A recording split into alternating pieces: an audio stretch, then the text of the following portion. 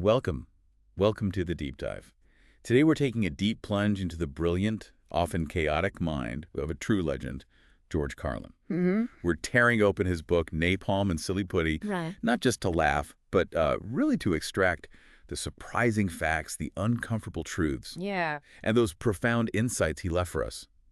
Think of it as like a shortcut to truly understanding Carlin's genius straight from his own words. That's exactly right. And this isn't just, reading jokes. It's an exploration of Carlin's signature blend. Right. That razor-sharp observational humor, his incisive social commentary, and his utterly fearless critique of language and, well, societal norms. Let's be fearless. We're going to walk through the pages of this book, helping you discern not just what he said, but why it challenged us and, how his unique perspective still resonates today. Okay, so let's unpack this. Let's start with some of the everyday absurdities that absolutely drove Carlin nuts. Good place to start. And there's no better place, I think, than the humble, yet in his view, terrifying act of simply getting in the car. Right.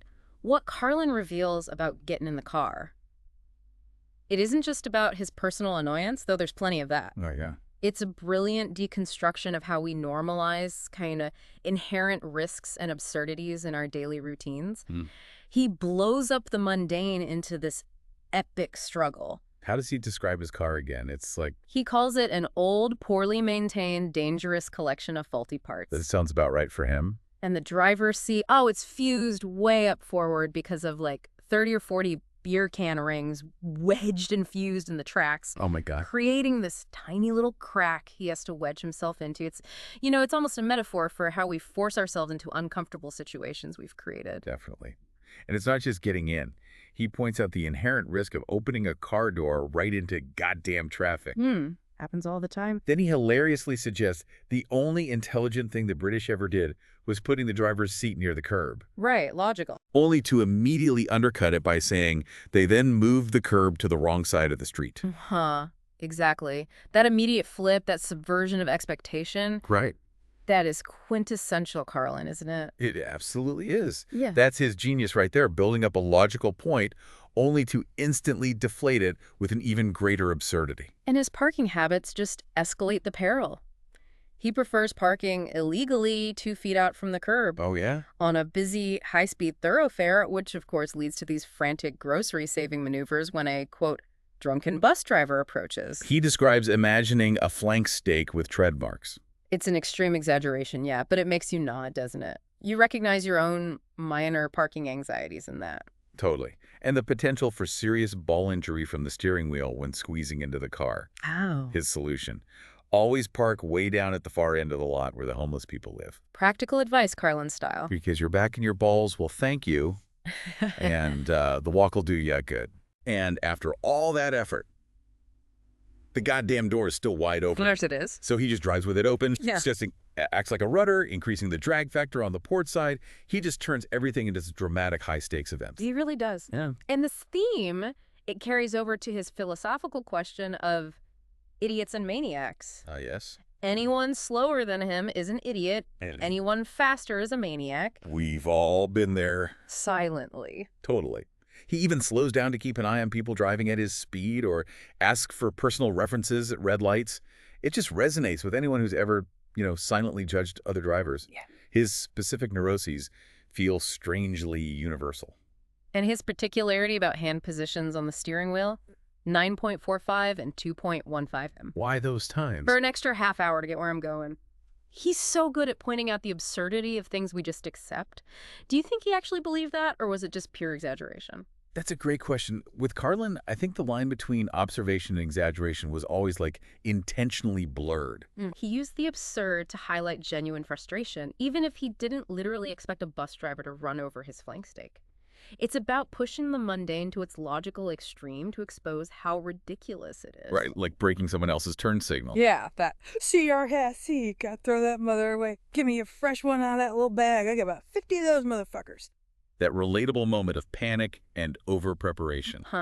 And then declaring his belief in using every piece of equipment on the car, every feature, every option, even if you don't need it. Which speaks to a deeper human thing, doesn't it? That need to hoard, to have backups, to feel ready for anything, however unlikely. Absolutely. So as we've seen Carlin turn just getting into a car into a battlefield, Yeah. What daily frustrations or absurdities stand out to you that Carlin might have just ripped into? Oh, plenty. But moving beyond the car, Carlin's observations often dissected the language and experiences of air travel. He gets so irritated by extra words. Like boarding process. Exactly. He says boarding is sufficient. Why add process? And he literally interprets pre-board. How can people board before they board? It's so simple, but it completely exposes the linguistic bloat. It does. And on the plane versus in the plane. He'd rather be in the plane. Thank you very much. And mishearing carry-on as carrion, imagining dead deer on board. It's these small linguistic details that just set him off, showing how language, when you really look at it, often makes zero sense. Precisely. That literal interpretation is key to his genius. He dismantles these phrases we just accept. And it's not just the words, it's the subtle manipulation of meaning that's everywhere. He does the same with phrases meant to be reassuring, like, in the unlikely event of a sudden change in cabin pressure. Leading to his crack about normal breathing and shitting normally at 600 miles an hour. Right. And his total disdain for the captain's intelligence, especially after those, politicized end-of-flight announcements. And his point about destinations. Oh, yeah. All destinations are final because that's literally what destination means. Stop over-explaining. Beyond travel, his inner child comes out with his bedrock solid alibi for unmarked vitamin pills. Flintstone vitamins. Complete with purple Dino. You can't argue with Dino. And his completely unhinged argument with Rice Krispies, he distinctly heard snap, crackle, fuck you. Which led to mass punishment in the bowl, right? Drowning them. Drowning them with fruit, yeah. Or his ultimate solution, dropping a watermelon on them from the upstairs balcony. It's that extreme, almost childish reaction to mundane stuff that makes him so relatable, even when the action itself is totally absurd. From there, Carlin moves pretty quickly through these uneasy moments and short takes, highlighting universally relatable social nightmares. Like pulling underwear out of your ass crack during a wedding. Oh, God, yes. Or screaming private thoughts like, Charlie, I'm going to get my testicles laminated at a loud party just as the music cuts out. We've all feared that moment. Or blowing a snot rocket onto your shirt while talking to someone important. These are those moments of pure private horror we all experience, or dread experiencing. He even tackles the awkward handshake with someone missing fingers. Yeah, having to pretend it feels great and saying, swell hand, give me 3. Okay, a high 3. Just excruciating politeness over discomfort. Which brings us to his rapid-fire short takes. Mm-hmm. These aren't just one-liners. They're like micro-dissections of discomfort, often revealing a really cynical truth. Like when he says, most people with low self-esteem have earned it. Oh, harsh. It is harsh.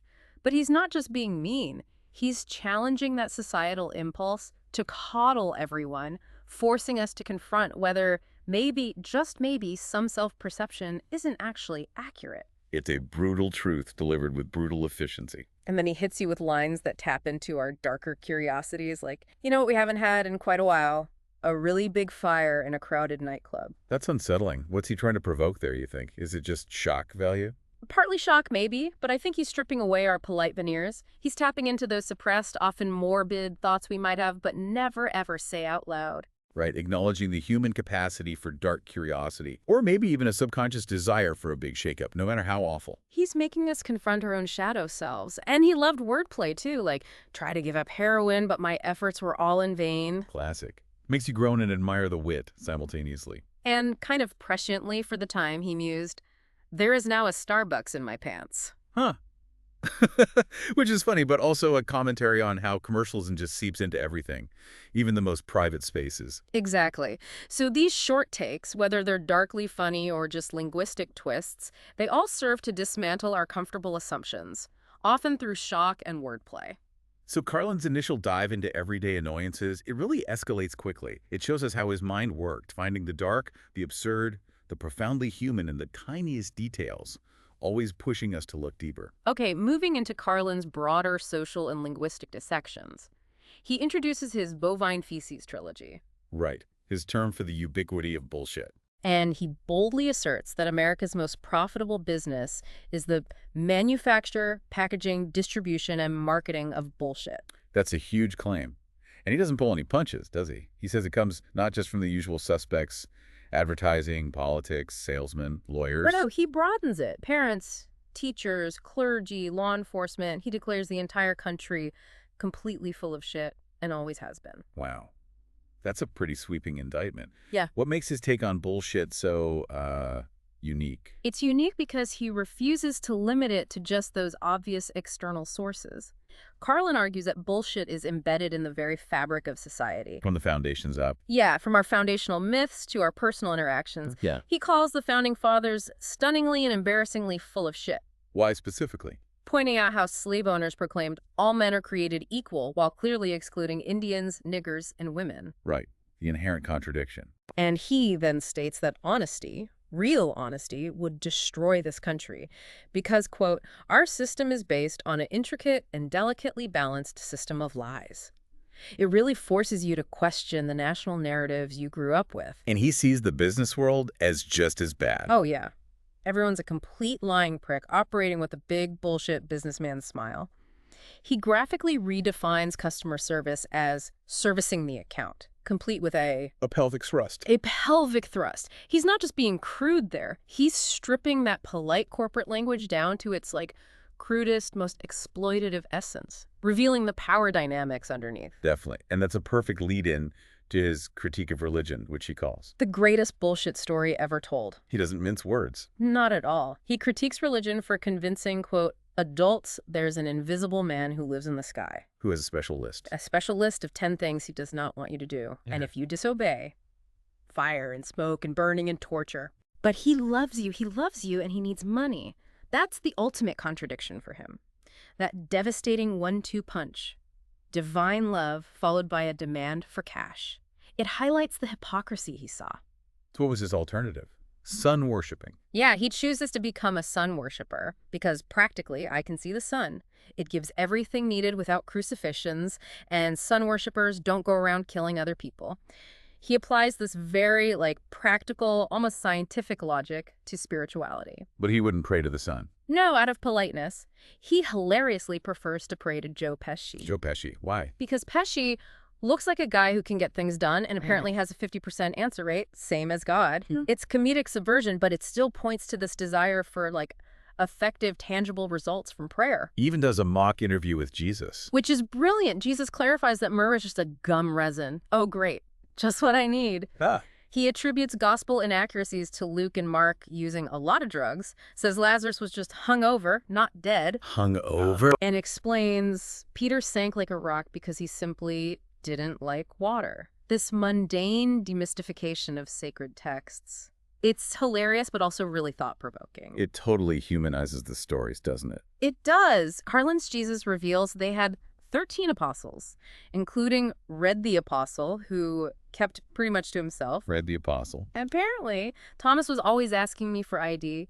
And regarding the Trinity, Jesus wrote a book, Three's a Crowd, which was a thinly veiled attack on the Holy Ghost. The Holy Ghost was a wise guy. A wise guy appearing as a dove or tongue of fire. He's poking fun at the sort of esoteric, almost bureaucratic nature of religious dogma. What about the afterlife in this interview? Jesus mentions hell, heck, which isn't as severe heaven, and limbo, where no one is allowed in. And the Last Supper? Jesus wished for a bigger meal because you never want to be crucified on an empty stomach. Why not? Crucifixion itself, embarrassing. Carlin's genius is turning these solemn events into relatable, almost petty human experiences. Oh, absolutely. On the resurrection, Carlin's Jesus claims he just passed out, and they thought he was dead due to poor medical people.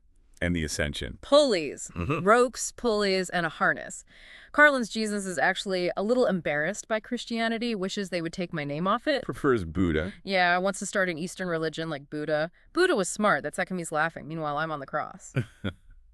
Carlin really challenges you to consider the philosophical questions his humor raises.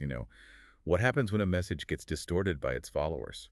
So if Carlin's not done making us uncomfortable yet, he turns his sights on your children are overrated. Oh boy, here we go. His stance. Fuck the children. Fuck them. Fuck kids. They're getting entirely too much attention.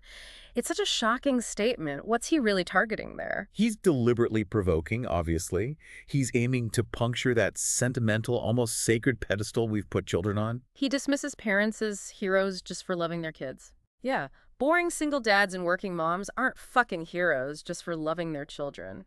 He reminds them, darkly, John Wayne Gacy loved his children. Yes, he did. He kept them all right out in the yard near the garage. Ouch. and this safety obsession. He critiques the overemphasis on safety. Child-proof medicine bottles, fireproof pajamas, child restraints, car seats, and helmets. Bicycle, baseball, skateboard, scooter helmets. Kids have to wear helmets now for everything but jerking off. Huh. He sees this as societal pussification. Yeah, hindering natural selection. He argues that soft, fruity baby boomers are raising soft, fruity kids who aren't allowed hazardous toys. He actually champions natural selection and survival of the fittest. He does. Argues we're saving entirely too many lives and lowering the human gene pool. It's incredibly dark, yeah, but it's consistent with his broader misanthropic view. It is. He also had some particularly dark humor about the aftermath of school shootings. Right, noting the absence of trauma therapists for Nazi SS officers. He believes kids smoke not because of ads. Because Because it relieves anxiety and depression stemming from pathetic, insecure, yuppie parents who overschedule them with meaningless structure, like play dates. Playing is now done by appointment. Exactly. It's a brutal diagnosis of modern parenting and childhood. So what was his solution for kids? His solution: 2 hours of daydreaming. Plain old daydreaming. Turn off the internet and let them stare at a tree for a couple of hours. Leave them the fuck alone. It really encourages you to reflect on parenting trends today, doesn't it? Carlin's challenge, whether you agree or not, it forces you to question the intensity we've brought to childhood. Okay, moving from children to cleanliness, Carlin expresses total contempt for the sudden fear of germs, The constant media stories about infections. which he views as contributing to society's pussification. He points out the absurdity of prisons swabbing an arm with alcohol before a lethal injection. Right, quipping they wouldn't want some guy to go to hell and be sick. Huh. He argues the fear of food poisoning leads to overcooked food, and that the, 9,000 annual deaths from it are a minor risk? It's his way of saying we've become overly cautious, paralyzed by fear. It is. And what's fascinating here is how he connects his personal history to this. He believes the immune system needs practice. Needs germs to practice on. He credits swimming in raw sewage in 1940s New York. Raw sewage? Seriously? That's what he claims. For why no one in his neighborhood got polio, we were tempered in raw shit. It's an extreme example, obviously, but it's to prove a point about building resilience. He then lists his own habits. Not shying away from sneezers, not wiping phones, not covering toilet seats. Picking up drop food and eating it, even if I'm at a sidewalk cafe in Calcutta, the poor section, Right? on New Year's morning during a soccer riot. He's clearly exaggerating for comedic effect, but the message is sharp. We're too afraid of actual life. He describes his immune system having fully automatic military assault rifles with night vision and laser scopes. Ready to wax any suspicious germs? And deposit them directly into my colon. First defense, bam, into the colon you go. He also provocatively says he doesn't wash his hands every time he uses the bathroom. Only when? When I shit on them, that's the only time. This is pure Carlin, challenging conventional wisdom with extreme examples, forcing you to question hypercleanliness versus, a robust immune system. Okay, if that wasn't enough, Carlin takes aim at environmentalism with his famous line. The planet is fine, the people are fucked. He actually enjoys chaos and disorder, calls himself an entropy buff. Yeah, because in nature, all systems are breaking down, and he sees our social structure just beginning to break down. He admits loving bad news as entertainment. Because the more bad news there is, the faster the system collapses. He says he prefers watching a burning hospital with people on crutches jumping off the roof, or thousands of people in the street killing policemen. That's incredibly provocative. It forces us to confront our own relationship with disaster and spectacle, doesn't it? Our morbid curiosity. I think it's mostly him holding up a mirror to that. And his infamous "fuck Pakistan" line about distant disasters not being fun just illustrates his dark, uncomfortable honesty. And saving endangered species. He views that as just one more arrogant human attempt to control nature. He points out that over 90% of all the species that ever lived are gone without us. Species vanish at 25 a day anyway. His message: leave nature alone. He's pushing back hard against that anthropocentric view. He has disdain for environmentalists, too. Specifically, self-righteous environmentalist, white, bourgeois liberals, who he thinks don't give a shit about the planet anyway, only about having a clean place to live, their own habitat. Which leads to his ultimate declaration. There's nothing wrong with the planet in the first place. The planet is fine. The people are fucked. He puts humanity in its place, 4.5 billion years for the planet versus our tiny 100,000 years, maybe 200 of heavy industry. We're not a threat to the planet. The planet might see us as a mild threat? Exactly. He refers to a higher order as the big electron, which doesn't punish, it doesn't reward, and it doesn't judge. It just is. And so are we, for a little while. It really challenges you to consider his provocative take, human arrogance versus cosmic time. He wants us to humble ourselves. Now, Carlin's precision with language was, well, legendary. He constantly dissected how we use words, especially euphemisms, to hide harsh realities, what he called soft language. That takes the life out of life. And it's fascinating how this ties back to his whole bullshit theme, isn't it? Language becomes the ultimate vehicle for those lies he hated. Absolutely. He points out how shell shock became battle fatigue, then operational exhaustion, and finally post-traumatic stress disorder. Burying the pain under jargon. It's a brilliant example of how language shapes perception, softens reality, often losing genuine understanding in the process. And it's everywhere, he points out. Poor people become the economically disadvantaged. Occupying substandard housing in the inner cities. Being fired is curtailing redundancies in the human resources area. Even aging. Old became older than pre-elderly. Carlin just called the baby boomers' language choices sad. It really makes you aware of how much we sanitize everything with words. The language of death is maybe the most telling. Oh yeah, pass away, expire, terminal episode, negative patient care outcome, even therapeutic misadventure for malpractice. He joked about calling vomit an involuntary personal protein spill. He truly exposes this manipulation, making us question what we're actually saying and maybe more importantly, what we're avoiding saying. He also loved critiquing common expressions that just fall apart under scrutiny, like legally drunk. His question, if it's legal, what's the problem, makes sense. Or, you know where you can stick it? Carlin wonders if the new guy actually knows. Suggests the government booklet. Where to stick it? Huh.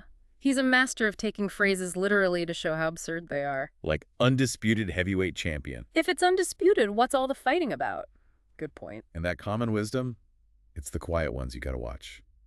Carlin flips it. Argues a noisy one will kill you while you're busy watching the quiet one. He's always looking for that counterintuitive truth. What about lock 'em up and throw away the key? Impractical.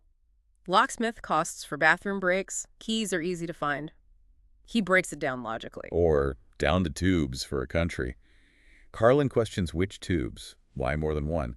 This all just invites you, the listener, to re-examine everyday phrases. How many do you use without thinking? Carolyn also just hated weak words, especially nice. A weak word doesn't have a lot of character. And fine. Nobody's fine. Hair is fine. He was just relentless in pursuing linguistic precision and maybe authenticity. His preferred responses to, "How are you?" were always vague, weren't they? Yeah, less committal. Fairly decent, relatively okay, moderately neato. I'm not unwell, thank you. And his greetings and goodbyes, his favorite greeting. How's your hammer hang? Though he noted, not for women unless they're carpenters. And his favorite goodbye. Don't get run over. Very practical. His retort to have a good one. I already have a good one. Now I'm looking for a longer one. He even changed his goodbye phrase monthly. 1 month it was. Farewell. Farewell till we meet again. May the forces of evil become confused on the way to your house. Huh. It's playful, but also a pointed reminder. His wordplay constantly challenges our assumptions about polite, but often empty communication. Okay, let's shift gears now to Carlin's extreme projections, where his dark humor and radical ideas really take flight. Starting with his belief that sports should be fixed for entertainment value. It's completely over the top, yeah. But what's he trying to say about our desire for entertainment? Is it just satire? I think it's satirical commentary on the escalating demand for spectacle and, frankly, violence in entertainment. For baseball, he suggests adding 30 to 40 landmines in the outfield. That spray thousands of tiny nails, leading to boom. Oh, good Lord. Oh, precious, precious Lord. And making the pitcher hitting the batter an out, or a double play if it hits the head. So, fans could be out of that ballpark in half an hour. He's pushing the absurdity to expose our underlying, maybe bloodlust as an audience. For football, improving the coin toss by letting captains kick the officials. Nice. And limiting rules to just one. Each down begins in an orderly manner, then let players do whatever they want. Like crippling place kickers. Like crippling place kickers, have all 90 men out on the field at all times, leave injured players on the field to be stepped on. It's complete dismantling of sports structure, exposing the raw, almost gladiatorial core he sees. And he pushes boundaries on taunting, even suggesting players pull down his pants and masturbate on the man he tackled. Whoa! Yeah. And general sports enhancements. Yeah. Beheadings with a handsaw or olive fork, boiling people in oil on TV. With the crowd controlling the rope speak. To teach him a nice Christian moral lesson. Carlin's extreme proposals often highlight the absurdity of our own, maybe lesser but still violent entertainment choices. Or maybe just a cynical take on how far we'd actually go for a thrill. He holds up a very distorted mirror. Okay, moving to his farm system. His plan for redefining criminal rehabilitation and saving money. By turning entire states into prison farms. Kansas for violent criminals. Electric fence, lethal weapons, live ammo, broadcast on the Violence Network, VNN. It's grotesque, but it satirizes the dehumanizing aspects of incarceration, doesn't it? It absolutely does. Wyoming for sex criminals. They suck, fuck, and fondle until their testicles are whistling, "Oh, come all you faithful." Broadcast on the Seaman Channel. With Budweiser logos on their pants. This pud's for you. The sheer audacity of turning punishment into exploitation and public entertainment is, well, it's something. And Utah. For hopeless cases, the Maniac Farm. Like the guy with the Madonna shitting tattoo that flexes muscles, it looks like she's wiping her ass. Oh my God. And the grand plan. Small sliding gates in the fences between Kansas, Wyoming, and Utah. Carlin's farm system is this dark, exaggerated critique of our justice system, questioning its purpose and effectiveness by pushing it to this insane extreme. Carlin's thoughts on mortality are equally dark, provocative. He finds death and inconvenience. Especially if your stamp collection is spread out on the dining room table. His belief that people don't mind being dead, it's getting dead that bothers them. Yeah. It's such a blunt, straightforward take on a topic usually wrapped in euphemism. He offers a ticket to nowhere philosophy for the afterlife. Maybe it's nowhere. That would be interesting. On the one hand, you'd be nowhere, but on the other hand, you wouldn't know it. He believes what you think is what you get for the afterlife. Maybe heaven, maybe a public toilet in Honduras. He just strips away any comforting illusions. And his advice, die big. Ow. Deliver a 2-minute speech ending with, "If these words are not the truth, may God strike me dead." Or perform a Hindu death leap during aerobics. Or croak at a Christian faith healing service just to give religion a bad name. Or more conservatively. Squeezing off several dozen loud but artistically redeeming farts at your own wake. He felt even in death you have obligations to your loved ones to entertain and ease their grief. He encourages a final act of personal agency and humor. From death wishes, he pivots to, I couldn't commit suicide if my life depended on it. Right. He wonders how people find the time, given busy schedules. Suicide would be way down on my list. It would come much later, for example, than setting my neighbor's house on fire. Huh. It's a very Carlin way of saying life's absurdities are just too distracting to end it. He contemplates the planning involved, the method, the note. Hi, everybody. Guess what? He even desired an all-suicide channel. As reality programming. No survivors. Showing every method imaginable, calling it extreme living to get young people involved. It's a satirical jab at reality TV sensationalism, pushing the boundaries of what we'd watch. Carlin's skepticism also hit organ donor programs. He was bothered. It's run by the DMV. Joking. If I have to wait in line that long for a kidney, fuck it. I'll do without. And the dark humor about paramedics looking for parts. Never mind the CPR. This man's a donor. He himself is only donating his appendix. And he rejects pulling the plug. Oh, yeah. Fuck you. Leave my plug alone. Get an extension cord for my plug. He wants ice cream, morphine, and TV. Specifically Survivor, if he's comatose. His joke about comatose homosexuals.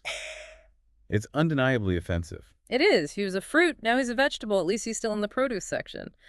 It showcases his deliberate use of shock to dismantle taboos, even if it pushes way past the boundaries of acceptable taste.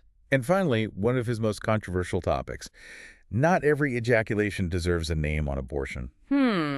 He observes that most anti-abortion people are, in his words, physically unattractive and morally inconsistent. Obsessed with fetuses from conception to 9 months, but then no interest in you afterwards. No daycare, no food stamps. His line, if you're preborn, you're fine. If you're preschool, you're fucked. He's clearly trying to expose what he sees as massive hypocrisy, isn't he? Absolutely. He's shining a light on what he perceives as selective morality. He challenges Christian crusaders to match Buddhist monks. By lighting themselves on fire as protest, suggesting true conviction demands extreme sacrifice. He compares human abortion to an omelet for chickens, asking, are we so much better than chickens? He points out chickens are decent people who don't join drug gangs or beat their hens. It's a deliberately shocking comparison to force a reevaluation of the sanctity of human life versus other life. He questions fetuses as human beings legally. Why aren't they counted in the census? Why no funerals for miscarriages? He argues life began 1 billion years ago and it's a continuous process. His view is that sanctity of life is a man-made, self-serving bullshit story. Created by the living. Because dead people give less than a shit about the sanctity of life. It's a very Carlin way of saying human constructs often serve human convenience, not some universal truth. Okay, to cap off Carlin's extreme projections, let's hit a few more short takes that go into even darker territory. They really show his willingness to go where others wouldn't. Like when he says, people get all upset about torture, but when you get right down to it, it's really a pretty good way of finding out something a person doesn't want you to know. He's not endorsing torture there, right? No, I don't think so. He's confronting the uncomfortable truth that sometimes it's effective, forcing us to grapple with the dissonance between our moral outrage and, well, practical outcomes. And his declaration, I'm tired of hearing about innocent victims. It's fiction. If you live on this planet, you're guilty, period. Fuck you. Next case. End of report. Your birth certificate is proof of guilt. That one really stings. But it's Carlin's ultimate statement on universal human complicity, isn't it? Just existing makes you part of society's flaws. Is his radical take on personal responsibility and collective guilt. No room for self-pity. Exactly. And then he closes with lines like, if it's true that our species is alone in the universe, then I'd have to say the universe aimed rather low and settled for very little. Deeply cynical, yet profoundly philosophical, assessing humanity's place in the cosmos. Carlin, always the misanthrope, casting humanity as basically a cosmic disappointment. And there you have it. A deep dive into George Carlin's Napalm and Silly Putty. He had this incredible, unique ability to find humor in the mundane, the profane, the profound, always challenging us to think critically about society, language, our own lives. He certainly didn't let us off easy. No, he did not. And Carlin himself once said, concerning airport security, as far as I'm concerned, all of this airport security is just one more way of reducing your liberty and reminding you that they can fuck with you anytime they want as long as you're willing to put up with it. So the question for you, our listener, is what aspects of your own normal life might Carlin declare to be bullshit? Where might you find your own dangerous fun? We challenge you to observe the world through a Carlin-esque lens, question assumptions, and embrace your own shit.